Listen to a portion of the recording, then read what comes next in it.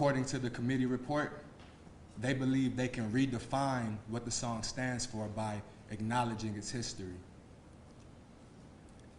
Perhaps the person who penned the executive summary should study Shakespeare, because when Juliet said, "A rose by any other name would smell just the same," was communicating the profound truth that redefining or repackaging a substance will never change its essence. You can't redefine racism. And acknowledging racism is fine, but it's far from sufficient. It's not enough to only acknowledge racism. We must abolish. Change can be discomforting and unsettling, but we will not sacrifice our humanity for your comfort. So to the UT administration, the eyes of Texas, this nation, and this world are on us. We can't afford to place profit over people and bow to pressure from bigoted donors. We must do what is right and remove this racist song immediately, which is why we're here today. And with us, we have State Representative Ron Reynolds, who also serves as Vice Chair of the Texas Legislative Black Caucus. We have Mr. Gary Bledsoe, who is President of the Texas State Conference of NAACP units and a two-time UT alum. We have sophomore Zion James. We have junior Judson Hayden, who is also a member of UT's band and president of the Black Band Members. We have Dr. Martinez, who is a professor with the History Department at UT. We have Minister Lamont Ross, who is also a UT grad. And we have Commissioner Jeff Trevelyan, who should be joining us shortly, who is also a UT grad. And also President Nelson Linder, who is the president of the Austin NAACP. And so next you will hear from Zion James.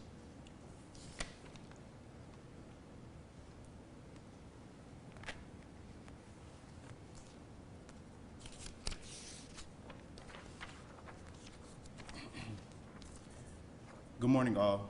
I am Zion James, a second-year sociology and Black studies double major at the University of Texas. On behalf of the Black UT community, former, current, and prospective, we denounce the usage of the Eyes of Texas as the alma mater of UT. The song holds a racist history with the Black community, whether it was being debuted at an annual minstrel show, sung at the Capitol to protest integration, or being idolized from a notorious Confederate leader. As Black students, we're conflicted on how we're told to transfer or choose another school. Yet, without any Black presence on our campus, there would be no PCL, no Durham Hall, no Martin Luther King Jr. statue, or sports team to keep our school with great revenue. In addition to not using the school song as demanded by the Black President's Leadership Council, we insist that UT make efforts in Black retention by allocating more scholarships and financial aid to Black students, creating more affordable housing, and appointing more Black professors and teachers' assistants to teach classes. Additionally, we demand for required trainings on race, anti-racism, and UT's racist history. We also ask for increased transparency between UT administration and students, to adopt equitable and inclusive practices in recruitment, selection, and promotion of UT faculty. Lastly, we demand that all buildings named after people with racist history to be renamed after people who have contributed to UT to make efforts to make it more equitable and inclusive.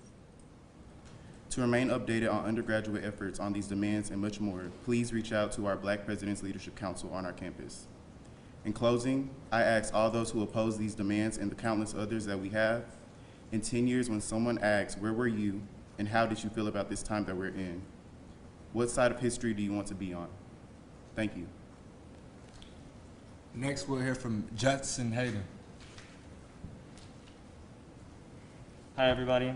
My name is Judson Hayden. I'm a junior communications leadership major. I'm also a member of the Longhorn Band and president of LH Blacks. I'm here today just to sort of speak on my experience throughout this whole ordeal. First and foremost, the university's handling of this whole situation has been horrendous at best. It's been made very clear that the university had a narrative and then picked all of the evidence to confirm that narrative. As you can see with the new report that came out and all the evidence that was released on it. Me personally, I've been in countless meetings with the university administration, the Eyes of Texas committee, with directors, spanning over the course of the last couple of months. I also have been on the receiving end of a lot of online attacks. People have recognized me in person from my availability in the media, from seeing me on the news. And with all of that, the university hasn't offered any protection to its students who are calling out this injustice. I call on the university to acknowledge its true history, to include all of the evidence that they have excluded in the report, and to make sure that the UT campus is a safe place for all Black students here. Thank you.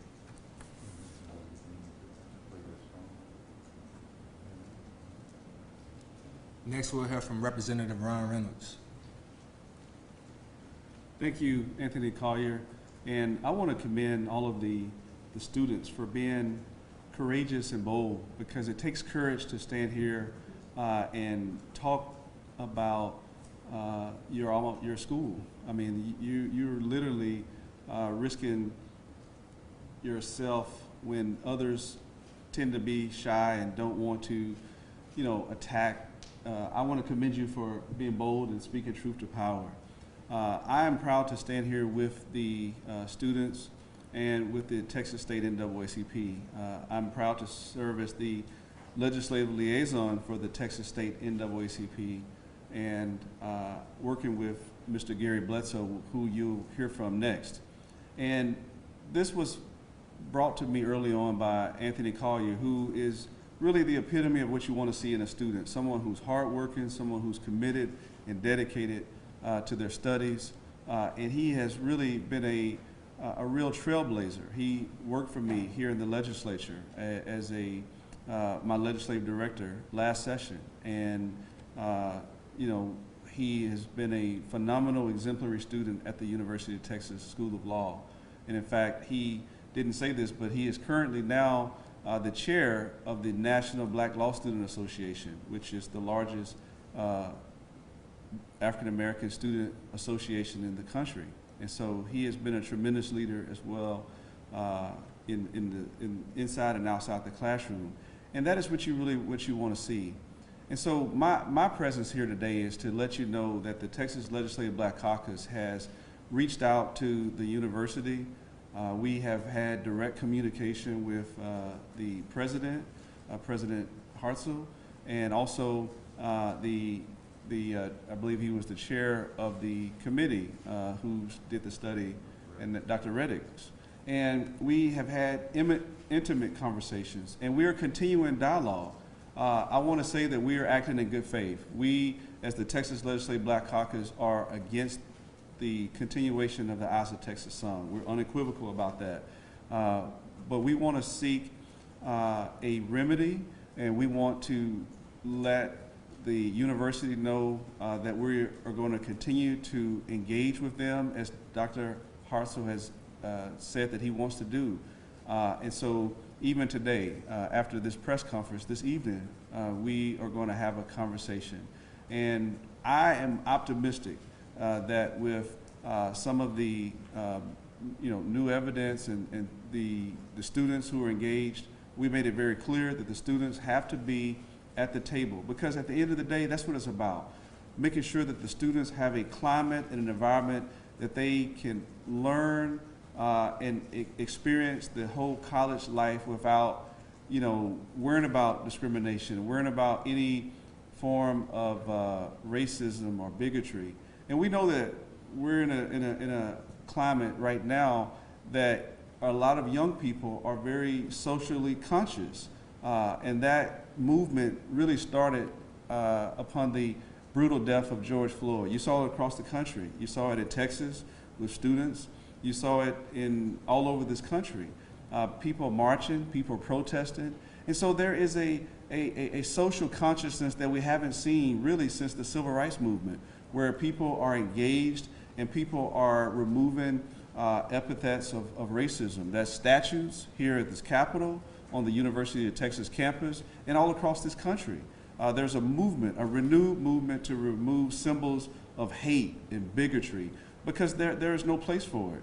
There should be in a museum, where if anywhere, where it could be a teachable moment, but not in public spaces.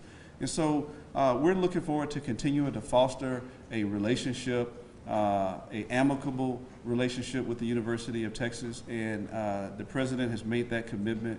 And we're going to continue to engage the students in this conversation, in this dialogue. And I'm hopeful and I'm optimistic that we're going to come to some form of resolution that can be a positive step forward for the University of Texas. And I think it's a fine institution, one of the finest in this country. And we're very proud of the University of Texas. But we know that there are parts of our history that we're not proud of. I mean, that is the truth of the reality. We are a country that was built on the backs of slaves. This capital, where I have the pleasure of serving, slaves and then the convict labor built this capital.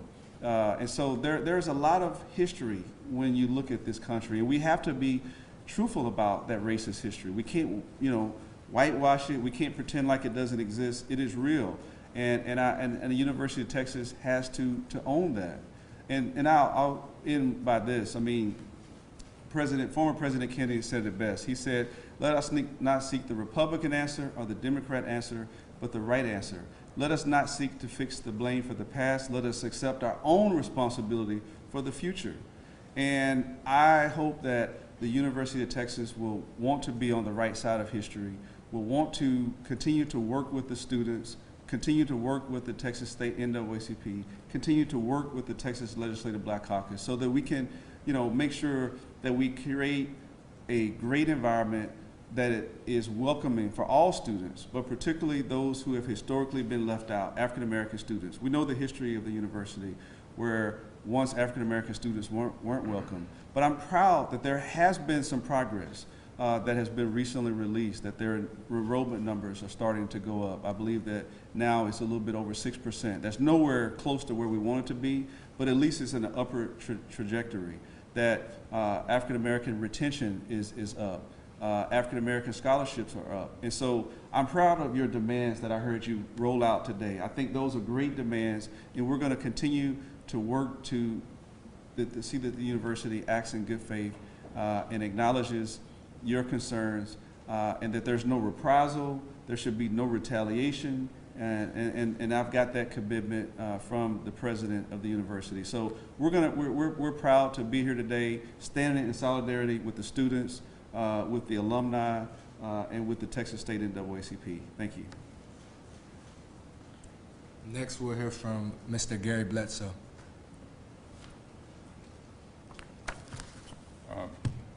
So thank you, Mr. Collier. You're a great young leader, and what maybe you don't know, he's the current Student Bar Association president at the University of Texas School of Law, which is unthought of for a mid-law person to have that position. That's normally something accorded to a third-year law student.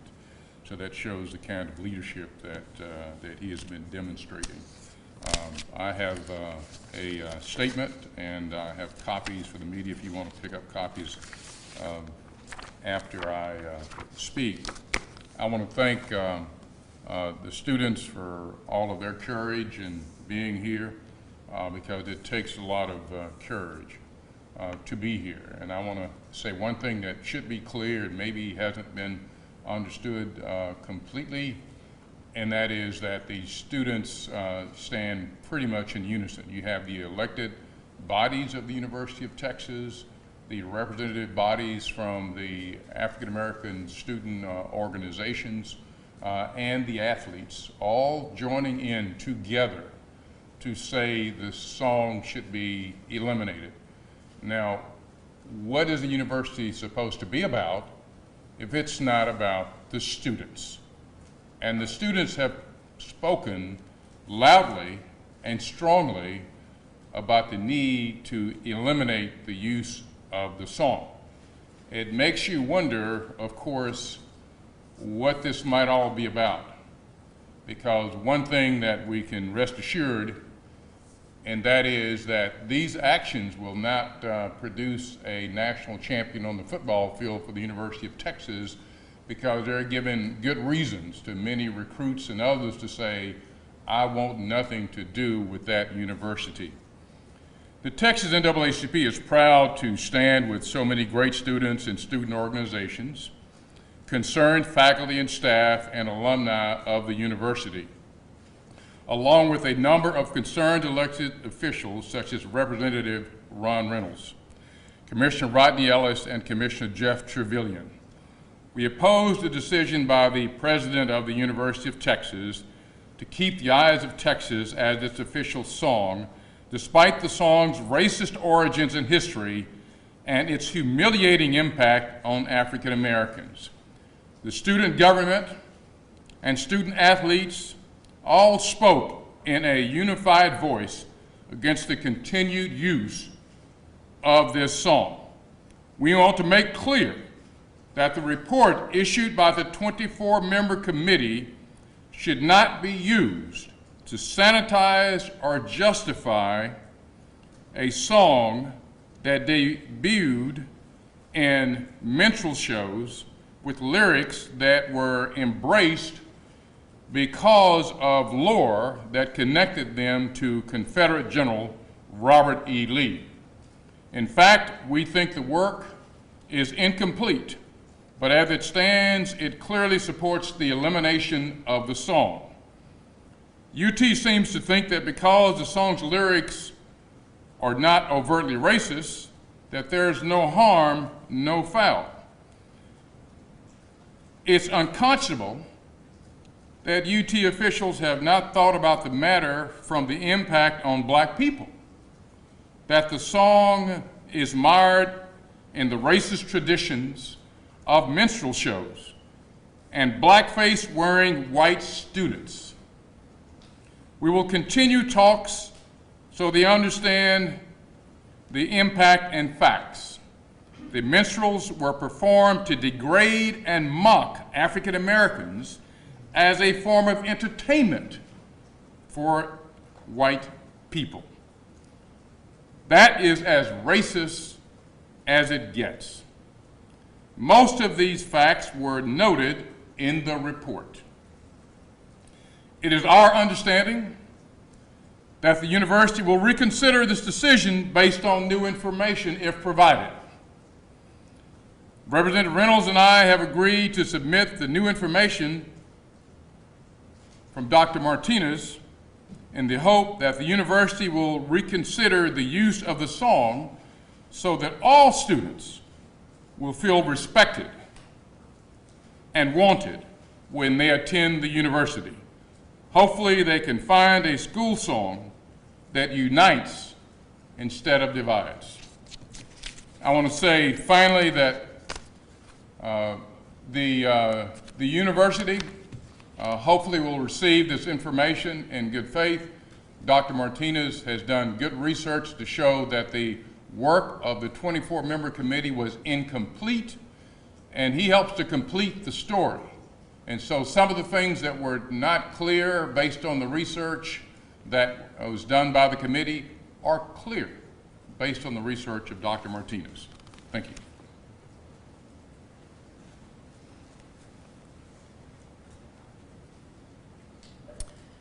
Thank you so much, Dr. Bledsoe and Representative Ron Reynolds and everyone who's here today.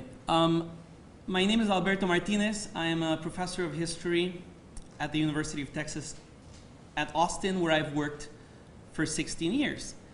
Like many other people, I was looking forward to UT's report about its song with curiosity to see what they would find. I read it, and I was surprised because it didn't have the kinds of details, specifications that I would expect. For example, regarding what was already a long-lasting contested issue of whether or not the song was inspired by Confederate General Robert E. Lee. The report says, very likely it was not. That's not how I do history. When I do history, I want to find out what happened. I'm not so interested in what may have happened, what would have happened, what could have happened, and what probably did not happen. I'm just interested in the facts. What happened? President Prather, 1900, third president of UT Austin, stated to medical students back then that just as General Gregg in the Civil War had said, the eyes of General Lee are upon you, and then sent them off to march, to charge against the Yankees, so too he said to these students, the eyes of Texas are upon you. This was well known. It appears in the report. It's been known for decades. The question then becomes, the historical question is, did that event happen? Did President Prather have sources? Did this happen in the Civil War? Was his statement inspired by facts about General Lee? He said it happened in the Battle of the Wilderness. I looked up the Battle of the Wilderness, North Virginia. I looked up who were soldiers, participants in the Confederate Army who wrote accounts of those incidents. May 6, 1864, I found at least 3 accounts in which the soldiers confirm what Prather said. In other words, it is completely clear that the phrase, the eyes of Texas are upon you, and the title of the song are based on words by and about General Lee in 1864 in the Civil War as they were about to charge Yankees in the woods to defeat them, a battle that the Texas Soldier Brigade won. The report that was produced by UT's committee similarly stated that our school song was written to be the song of the university. But they don't say exactly when. They say in 1903, and as I was reading the report, I thought what they really mean is 1902. So to me, that's very fuzzy, it's hazy. When exactly was it made? What month? What day? What hour? So that's the kind of question I decided to try to solve, and sure enough, I found answers. If you normally do something, many years ago, people can forget, but if what you do becomes extremely famous and successful, scores of people will ask you for decades, how did you do it? How did you do it? People who knew you will tell reporters, will tell historians how it happened. So looking at these accounts, I found that the song was composed for UT's first official minstrel song, organized by the athletics director, Frank Homer Curtis, a minstrel show that happened on May 12, 1903. It wasn't just written for the show, it was written on the day of the show. The guy who they had asked to write it, the guy who they have prodded and insisted should write it, had not written it, so they went to his room. In some sense, they locked him up, they besieged him. In the words of the organizer of the Glee Club, the manager, they kidnapped him, and he wrote the song on this now famous wrapper of laundry. He drafted this, they didn't like it, it wasn't funny, so they edited it, and out came The Eyes of Texas on that same day. When was the song created? On May 12, 1903, urgently, last minute, said the author. This was a last minute thing for the minstrel show. And now what's the problem? The problem is that American English language does not capture reality. So ugly things get cute words like minstrel show. The phrase itself alone sounds harmonious and pleasant. I'm looking forward to going to the minstrel show. What it was white students and adults, sponsored by the governor of Texas, the president of the university, the athletics director, would go to the opera house in downtown and make fun of black people. That's what it was. Students, adults painted their faces in black and had a hell of a great time laughing at the culture, the way of talking, the intelligence of African Americans. It's what they did, and it's what the evidence shows in dozens of accounts that were published in newspapers and then retrospective accounts, etc. Now, when I read the report, there was already enough there that was bad and extremely disturbing.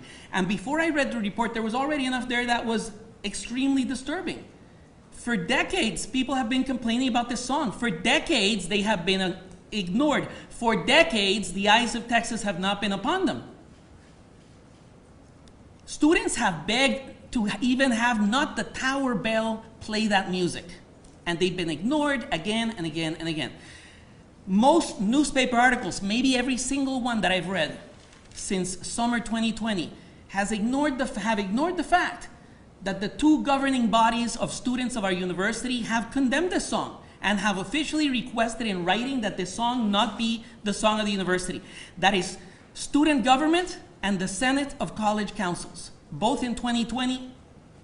Now we've got football, athletes, other athletes, marching band members, stories of threats. If you don't play this song, you're not going to have a professional career. This is not a unifying song. So,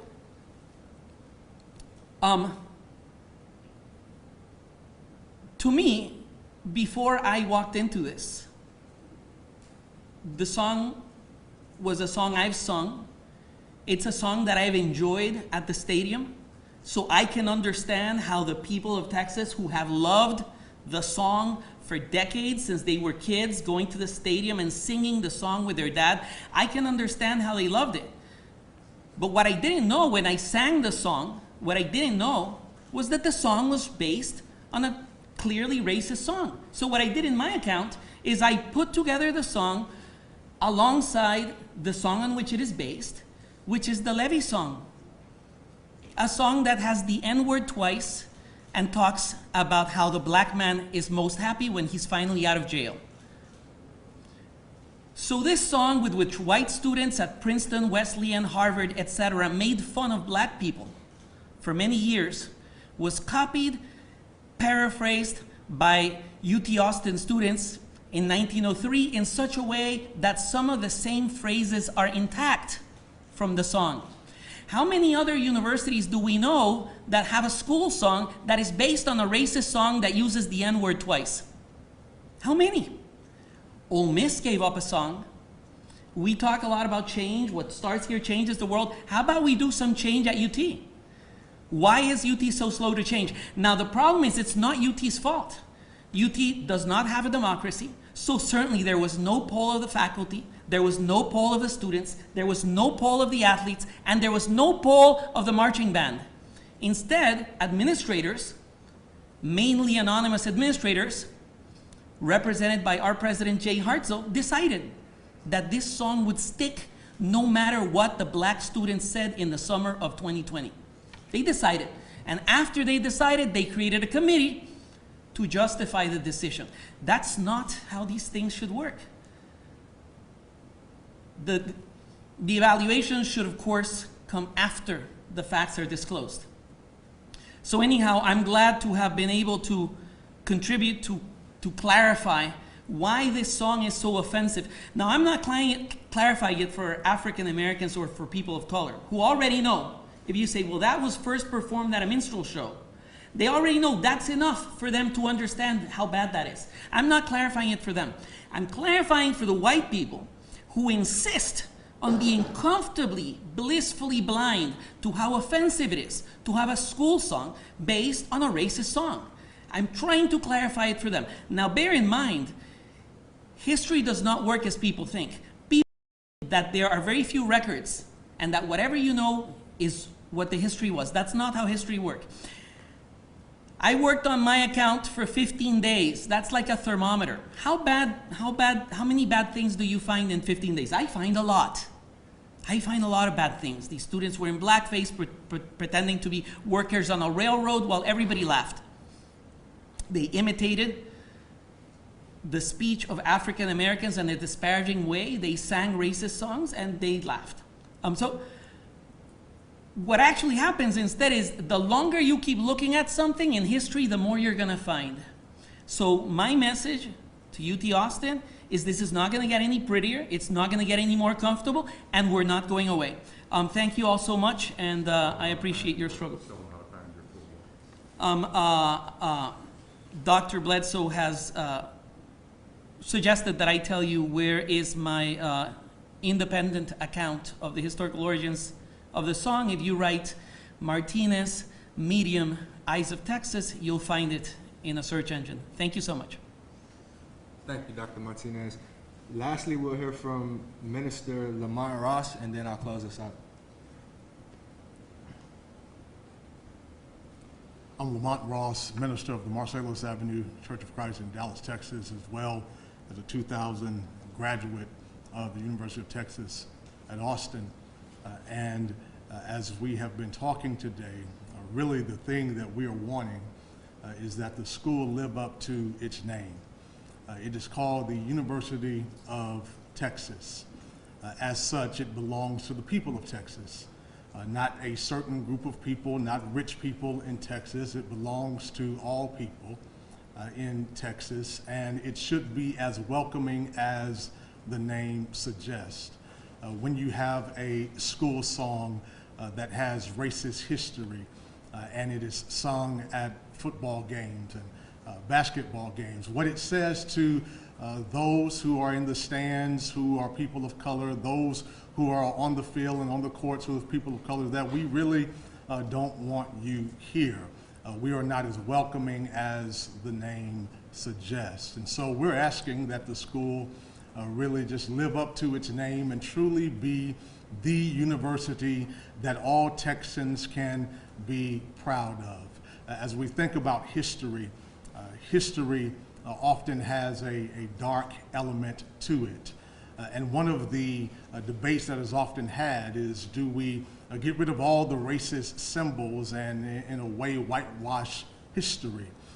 But in my view, what we do is that we recognize history, but we don't honor history that dishonors others. We recognize it, but we cannot continue to honor history that dishonors others. And so we're just calling on the University of Texas to truly be the University of Texas. Thank you, Minister Ross, and thank you all for being here today and for providing us with the platform to speak truth to power. And I appreciate everyone who spoke today, the leadership of the undergraduates, alum, Dr. Martinez, and especially Representative Ron Reynolds and Mr. Gary Bledsoe, who are two mentors of mine who lead by example and who I look up to and I admire very much. Another one of my mentors has released a statement that he would like for me to share with you all. He is also similar to me. He went to Texas Southern University undergrad and went to University of Texas School of Law. Former state senator and current Harris County Commissioner Rodney Ellis. And Commissioner Ellis says that in response to the University of Texas Committee report on the Eyes of Texas, finding the song had no overtly racist intent, Harris County Commissioner Rodney Ellis issued the following statement. Give me 1 second. I support the Texas NAACP and the Texas Legislative Black Caucus in their disagreement with the university's report. I have been a long-time advocate of removing monuments and symbols of racism from public spaces in favor of including and honoring diverse figures whose efforts better reflect our shared values and aspirations. Commissioner Ellis went on to say, at this pivotal moment of examination of the systemic racism in our nation, all of our institutions have an obligation to ensure they are being deliberately inclusive in their practices, end quote. And something Commissioner Ellis said, and something that also Mr. Gary Bledsoe shared, is that the committee determined that the song is not overtly racist. And I just want to say that racism, be it overt or covert, is unacceptable. So thank you all for being here. We appreciate it. Oh, yeah, do you have any questions? Okay, Commissioner Trevelyan said that he's chairing a Capital Metro meeting, which is why he was unable to make it, but he's in full support as well. I'm Kate with you, the Texas Tribune. You know, Representative Reynolds, you said that you're in conversation with President Hartzell.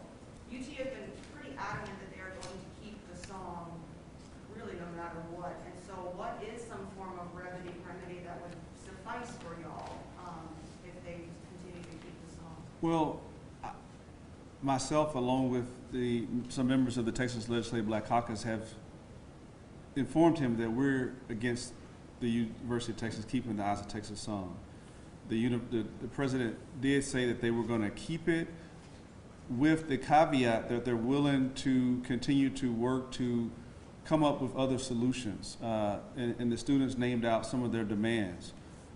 He indicated that they were willing to continue to increase student enrollment for African Americans, work on retention, work on scholarships, and so it is our belief and hope that the president will continue to be open. There was no line in the sand. We made a firm commitment on both sides that we would continue the dialogue. and that the students needed to be at the table so that and that's what it's all about. I mean, as I stand here, I'm reminded of, one of the things that Dr. King said, that the moral arc of the universe is long, but it bends towards justice. We're optimistic and we're hopeful that this University of Texas, one of our pride and joys of this great state, and many of our members of the Legislative Black Caucus have been students at the University of Texas. So we want for the president to continue to be open and to reconsider eliminating the Eyes of Texas song, but in the meantime, working to continue to foster an environment where the other demands that the students made will be met. They've already started doing some of those things, removing some of the monuments, changing some of the names. So there are some positive steps. And I believe that as we continue to impress upon him, incorporating the concerns that Dr. Martinez has raised, I'm hopeful that the university will reconsider that decision. But certainly, that's something that they're going to have to make that decision themselves. But we hope that they'll reconsider and continue to incorporate the demands that the students have made. The demands are reasonable. They're not unrealistic. They're all tangible. They're things that the university can continue to implement. Some have already been done. Others that the president told me that they're still working on in good faith. So this is going to be ongoing. This conversation doesn't end today. This conversation will continue, and I'm optimistic that before the school year is out before the next school semester starts, that many of these things will be in place. What was President Hartzell's reaction to the evidence you presented? Well, this evidence that was just recounted was new. It was before this conversation we had with him that information had been released. So I believe yours just recently came out a few days ago. Last Wednesday. So this information is new. I've spoken to him since then. He acknowledged the report and the findings of Dr. Martinez. The university is still doing their due diligence to vet what was in his report, so that there was they were doing their due diligence, so there was no conclusion. And so I indicated to him that what was in there was troubling, and he indicated that they were still doing their due diligence, but they would be responding in an appropriate manner. But I will say that he did seem concerned. He did seem very genuine. I've had conversations with people that drew a line and say, hey, it's my way or the highway. That's not what he did. He was very, very patient, and we grilled him. Some of our caucus members, we had some very tough questions for him in a private conversation, and we told him that we expected for him and his staff to be mindful of the students' concerns and our concerns about the racist nature of the song. So we didn't mince words. We were very deliberate, and he was very forthright and honest, and said that, hey, you gave me some more things to think about, and that's why we agreed that we would continue the dialogue. So there's been no conclusion. I think this press conference, the information that was released in his report, to me, it's all of a part of the process of continuing the dialogue, and maybe they will have a different position. I don't know yet. Alyssa Gordon with KXAN News here. For Dr. Martinez, the last that I heard from the committee leaders when they released the report was that they had reached out to Washington and Lee directly to see if they could find any evidence confirming whether the Eyes of Texas had come from anything that Robert E. Lee had said, and they said that they couldn't find any. Talk about how your findings relate to or refute that. For sure. At some point during the 20th century, story started to circulate that President Prather of UT Austin was inspired by a statement of General Lee, when he was president of Washington and Lee University, back then known only as Washington University in Virginia, from 1865 until 1870, when he passed away. The statement was, "The eyes of the South are upon you." That story was investigated by the Eyes of Texas Committee, and they didn't find any evidence that General Lee did say that statement at the end of the speeches. But that story is not what I researched. What I researched was, what is the origins of President Prather's statement in 1900, the earliest statement, "The eyes of Texas are upon you." So I can do that professionally. I research a lot of myths and stories. How do stories evolve and arise even if they're myths? What I was doing in this project was different. I wanted to know the history of the song. Everybody acknowledges, including the composers of the song, that the song comes from a phrase spoken by President Prather in 1900 and subsequently until he died in 1905. Everybody acknowledges it. In the speech in which President Prather stated that phrase, he said that this incident pertaining to General Lee happened in the Battle of the Wilderness. So what I did was look at the history of the Civil War to find that. So the question I would ask you to ask them is, why didn't they do that? Because to me it's intriguing. In other words, the story about General Lee at the University of Washington, President Prather, we have no document that he actually claimed that. You know, false stories or plausible stories arise many times, decades after somebody does something. What he himself explained and what his daughter explained is that this came from Civil War, Battle of the Wilderness, General Lee and General Gregg. So that's what I investigated. And does that answer your question? Yeah, that's all. Yeah. That's all. So in other words, we looked for different things. They looked for the origin of that story. I looked for the origin of the song. And were you asked to participate on that committee, or did you have any desire to? No, I was not invited to participate in a committee. For the record, what they do is they interview people to measure their temperature. And they have a consultant meet with the person. And then depending on how that person behaves during the interview, then they decide if that person will be a member of that committee. Now, I wasn't consulted in that process. This is just what individuals who were interviewed tell me, even if they were not selected to be in that committee. Committees have structural problems. The natural way to solve a problem would be to ask everyone, who wants to work on this? Who cares about this? And if you want to work on it, you're welcome. Come on board. But that's not how things are normally solved, unfortunately, at the university. Instead, committees are handpicked, and the results can fluctuate widely depending on who are the members. It's not malice. I don't mean to cast any doubt on the integrity of the participants of the committee. It's just that people have different amounts of time, energy, background, skills, etc., that they can bring to a task, and so inevitably the results vary accordingly. Any other questions? I also wanted to ask, for the three of you who are students at UT, talk to me about, especially since the committee report has been released, what went through your head and what other conversations have you been having with students? Have other students been talking about this?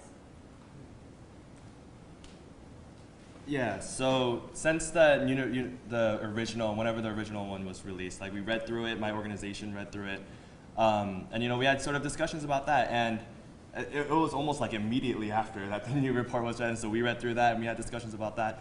What was made abundantly clear to me, and I think that in my discussions with other members of the Black community at UT, is it felt very much so that the university was gaslighting us into belief that this song was somehow acceptable at the university. And that's just sort of where all the students are at right now. Like, for months and months and months, the university said, we're going to view this from a third-party lens.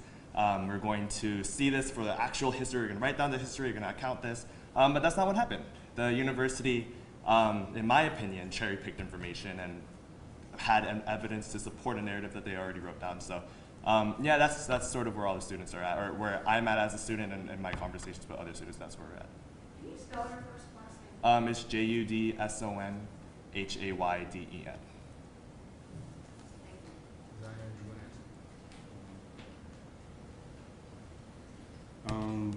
When the report was released, I was shocked, but I wasn't surprised. That's what a lot of us Black UT students, we said, because he already said in stone that he said he wasn't going to change it.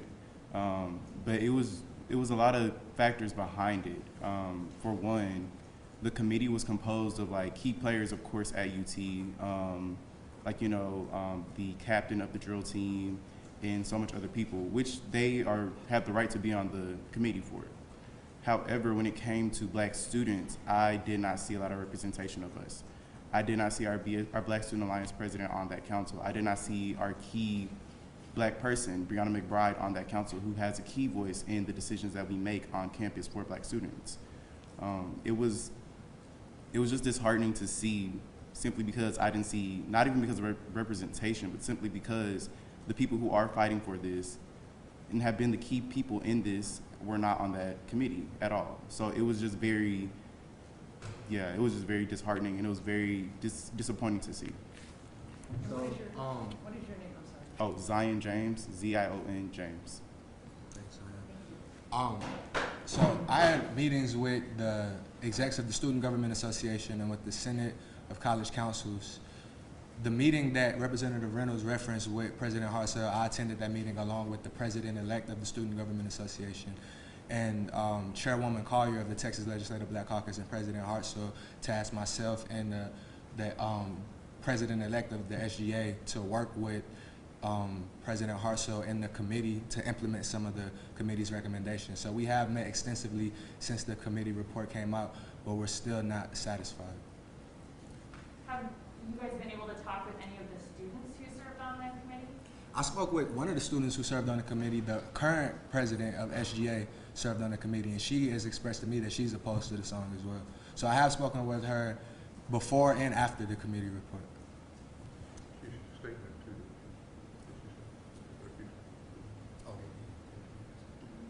Oh, y'all have any more questions? I saw someone. So I assume none of y'all were approached about being on the committee? I was not approached about being on the committee. So the people that care the most about it weren't approached whatsoever, or are the most knowledgeable. Obviously, y'all and Alberto Martinez. I guess the other question I had was, did your friend, did she know anybody else in the committee? What did she say the process was like? Was she the only person really that had an opinion opposed to the song? Well, she didn't touch on that. I imagine that she was invited to serve on the committee because she's the current Student Government Association president. But the Student Government Association is on the record opposing the song under her leadership. So I'm sure that President Hartzell knew that when he selected her for the committee. Jesse, you said you're in the Longhorn Band. Yes. What is the latest with the band and how people are feeling about that and heading into the next season? Yeah, so I wouldn't be able to comment on sort of everybody's individual perspective, right, because there's 400 of us. But in my, just sort of where I've been talking with a lot of people, a lot of the members of the band are opposed to this song because we're opposed to the song. And I think that's key because I think otherwise they wouldn't be. And as far as, you know, like just general LHB stuff, we don't know, because President Hartzell said on record that students would have the option to sing the song. That has no implications for me, right? If we're being required to play the song, you know, that we're still students too, right? And so I think that right now there just hasn't been a lot of, and you know, there have been plenty of conversations with members of the committee and band members. Plenty of conversations, hundreds of conversations. But there still hasn't been any sort of real implication for what we're gonna do come fall, because if you know what happened last fall, it was a whole dumpster fire. So we're trying to find ways to move forward for sure. We're continuing to have conversations with members of the committee, with university administration. But as of right now, we don't really have much direction on what we're gonna do. Any other questions? What year is everybody? I'm a junior. I'm a sophomore. I'm a second-year law student. And one other thing I was going to ask, especially for the students and probably for you, Judson, the university communications team says that it was never a requirement to sing the song "The Eyes of Texas." What is your experience?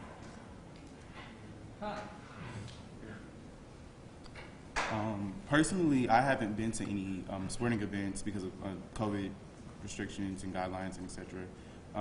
I really can't give an experience upon myself or anyone else. However, I can specifically talk about the football players, which we all know about. They were threatened for not wanting to be a part of it, not singing it. And that's really all I know. The football players were just threatened and attacked online because of this. Their careers were put at stake, and a lot for them was put at stake. You know, that statement is true. Students are given the option of whether or not they want to sing the song. I don't know specifically about athletics, but as far as students at the football games, right, they're not going to stop anybody from not singing the song. It's interesting to me because the university can say that, but will they protect the students who refuse to, right? And that's the big question.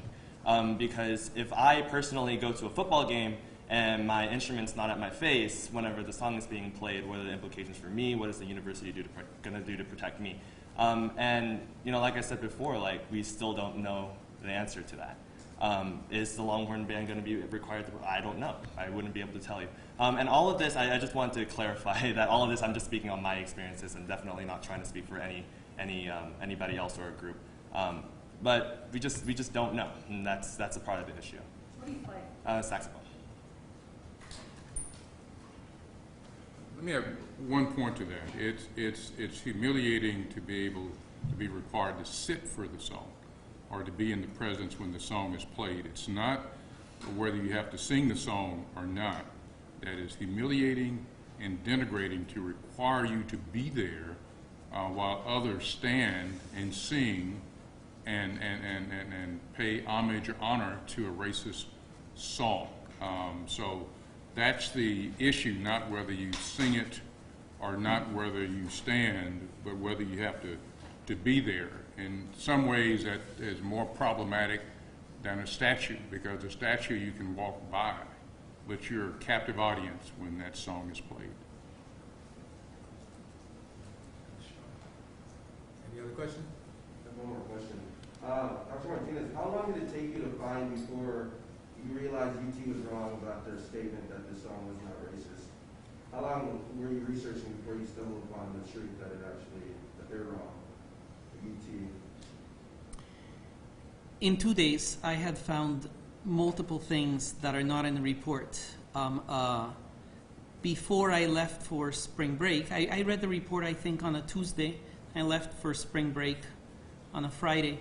When I left, the main question in my mind was, did this song originate from General Lee, which is a point that the university had denied multiple times. A few more days, and I found that. The advantage we all have now as researchers in history is that countless millions of sources have been digitized and scanned and are instantly available and searchable in ways that simply did not exist at all 20 years ago. There is an army of people scanning these sources. In some cases, they're newspapers. In other cases, they're books, letters, etc. So that's why finding contrary records happened in relatively little time. But it was still plenty of work for me, even though the time span is just 2 weeks. I also want to acknowledge Bishop Dixon is here, who's the president of the Houston NAACP. So thank you for being here. We appreciate that. Any last questions?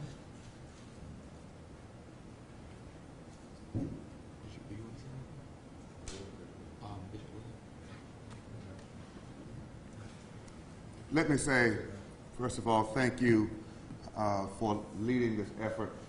Thank you, Representative Ron Reynolds, and our other legislators, and certainly to our state president. Thank you, Professor. All of you who are here, these students who are speaking on behalf of a generation who understands that this is a watershed moment, that making the necessary adjustments in public content is a huge step forward for all of Texas and for the nation. It's amazing that we are debating what's obvious. Could you imagine this song in the reverse? just imagine for just a moment this song in the reverse. If the racist lyrics to this song were written in the reverse, they never would make it to the light of day. They certainly would not be the mantra of an institution as grand as the University of Texas. What we're asking is not only common sense, but we're asking for decency and consideration. As our state president said, just having to listen to the song is insulting, demeaning, and degrading and devaluing of our humanity. It should be an embarrassment to the institution. When you think of the long list of African Americans who have made that institution proud with their performances on football fields and basketball courts, and I go back to the Lamb Jones days when I was a child, it is absolutely necessary that the correction is made and made now. And the Houston NAACP supports the students, supports the stand of our state chapter, but also we say to all Texans, this should not be a partisan issue. Everyone on each side of the aisle should understand the need to send the right message. What are we saying to the youth of our day, youth of color, African Americans and others, if we fight to keep such lyrics sang at public events? We're saying to them, this is not your Texas. You are not valued the same as your counterparts who happen not to look like you. So our hope and our prayer is that justice is done, and this is an opportunity to say to those youth and those children, we're one family with one future, and color does not increase nor decrease your value. We're all the same. I love M&Ms. They're red, they're green, they're yellow, they're brown, they're blue, but they all taste the same because underneath the coating is content that says same substance. And we're suggesting that we should do the same thing with our public content to suggest that all of us, we have red coatings, brown coatings, black, white, and others, but the truth is, underneath the same, we're all humanity, and all humanity deserves to be dignified. Thank you very much. Amen. I want to give a little additional context. The University of Texas is actually, Nelson Linder, Austin branch president. This is my home turf. Just want to say that this is Austin, Texas, so you're not sitting on an island as a university. We interact with UT every day. And they have a division of diversity that comes out in our community and talk about things like cultural competence for the past 10 years. If you're talking about cultural competence, it's not about whether or not you can justify something, it's are you offending people? That's the basic minimum. If something offends the group, the average human being says, okay, I get that. So long that a university, calls itself first class, can handle such a basic issue. So this has enormous consequences all over this city. While we're discussing Austin's past of racism, an institution which UT was a big part of, you would think a fight song would be very easy to address. So this has enormous consequences, not just on your campus, but also in this entire city in a most critical and urgent time. Thank you. Any last questions? If not, thank you all. We appreciate it.